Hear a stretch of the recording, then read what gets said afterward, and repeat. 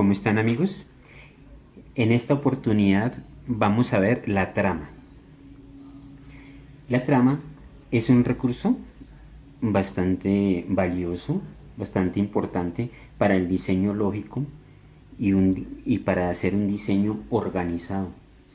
Nos da muchas posibilidades para solucionar los proyectos arquitectónicos geométricamente.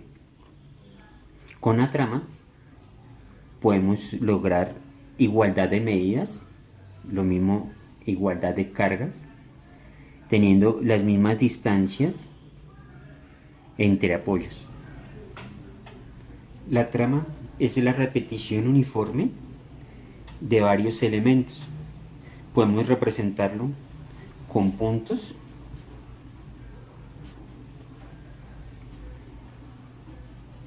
y son elementos en diferentes sentidos, ya sea vertical, horizontal. Y estos elementos se pueden trabajar en planta, en alzada o incluso en volumen.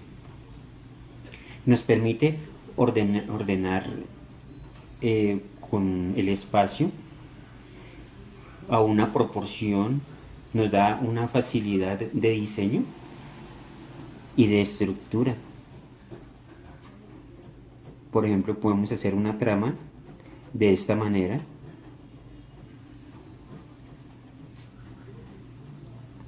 O también puede ser una trama tridimensional.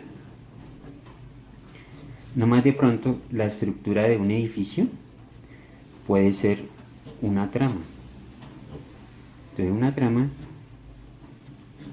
puede también ser una serie de módulos que nos facilita construir de pronto una edificación. Nos permite diseñar el espacio geométricamente de manera que sea más clara y más entendible. Para comprender sobre la trama, es importante hacer una pequeña reseña histórica y tenemos que el arquitecto Jean-Nicolas Louis Durand, él decía que la retícula era un soporte geométrico que nos ordenaba el diseño, que organizaba los elementos del espacio, y la trama era el cruce de perpendiculares de dos pares de rectas separadas a una misma distancia, en un mismo plano. Y en esas intersecciones de las rectas aparecían los puntos. Y esas intersecciones hacían los planos, produciendo superficies entre estas.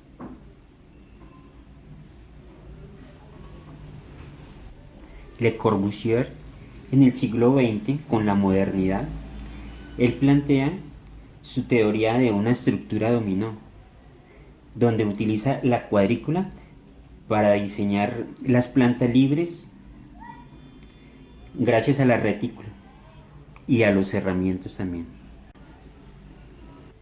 Él proponía una retícula, así como vemos las líneas rojas, unas verticales, otras horizontales, donde se levantan los muros, las ventanas, las paredes, donde en las intersecciones de cada horizontal o de cada vertical, en estas intersecciones habían columnas, que eran los puntos que generaba una misma distancia, tanto vertical como horizontal. Este era el sistema que utilizaba Le Corbusier en sus villas. La distancia de columna en columna en ambos sentidos era la misma.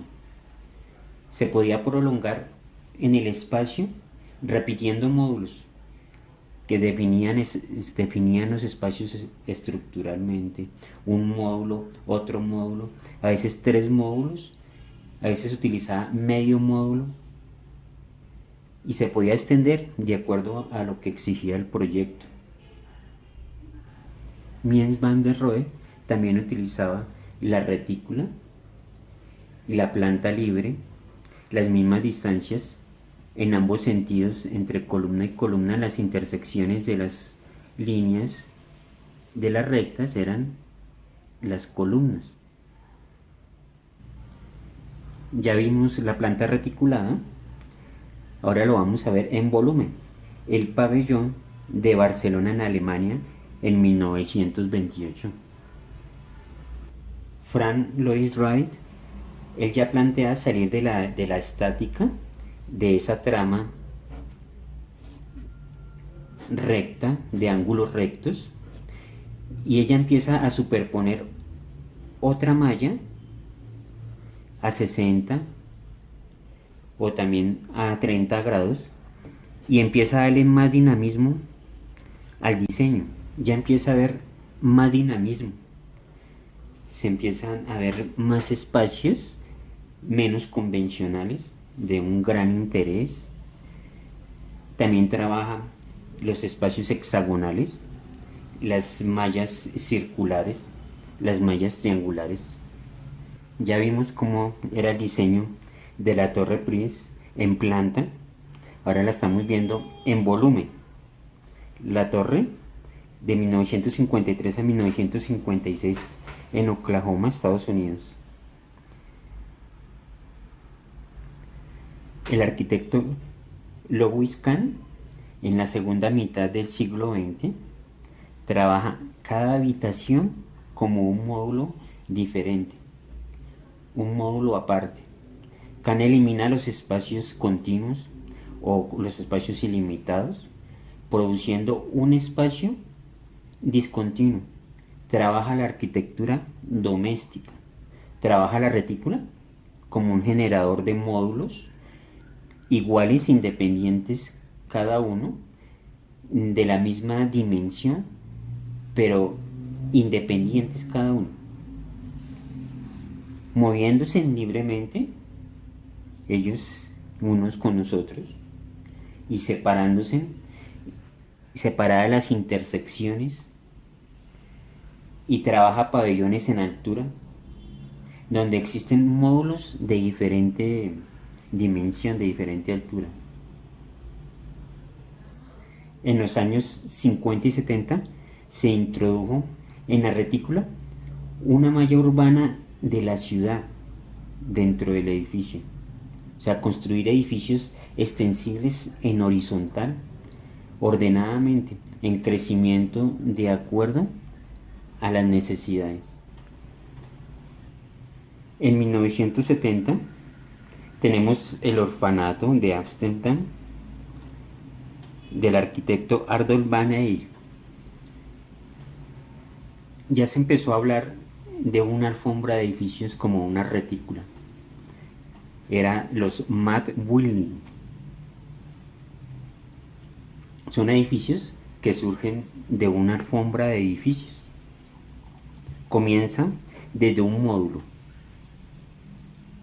con una ciudad base que tiene la posibilidad de extenderse horizontal, tanto horizontal como verticalmente. Es una matriz abierta de edificios modulares con un crecimiento ilimitado, con posibilidad de agregar módulos. Se le puede agregar módulos a la trama según los requerimientos del programa. También con posibilidad de crecimiento, o también se pueden cambiar los módulos, se pueden agregar o se pueden disminuir. Hay una relación de personas, de la arquitectura y también relación con la ciudad. No son edificios acabados, se componen de módulos repetitivos en un entramado flexible y desarrollable.